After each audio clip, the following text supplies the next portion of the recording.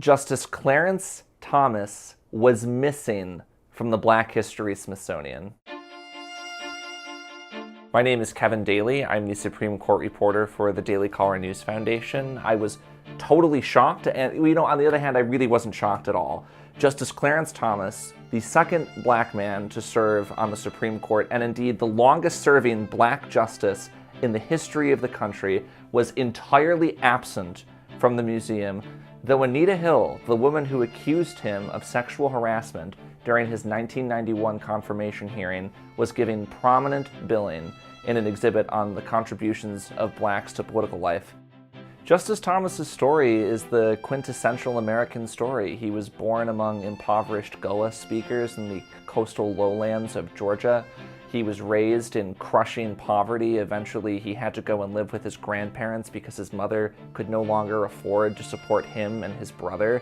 He spent long summers working his grandfather's farm, preparing for college, and by sheer force of will and sheer force of personality, lifted himself from meaningless poverty in Georgia to Yale Law School, and eventually to the U.S. Supreme Court. His contributions to the intellectual life of the Supreme Court have been substantial. There is near unanimity in the opinion that Justice Thomas is certainly the most intellectually interesting, the most intellectually dynamic justice serving on the Supreme Court today. I wrote the story. The story had a lot of resonance. It was syndicated on the Drudge Report. It appeared on Fox News, among other outlets.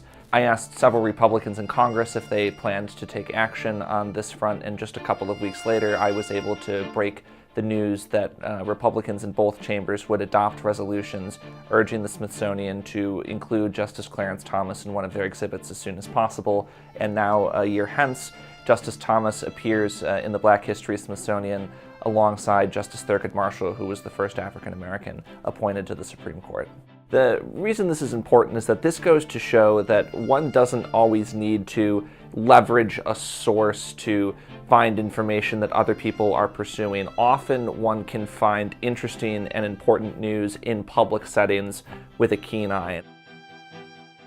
Daily Caller News Foundation produces quality, fact-based reportage every day, but we subsist entirely on charitable donations. If you are committed to fighting liberal media bias, please consider making a donation to the Daily Caller News Foundation.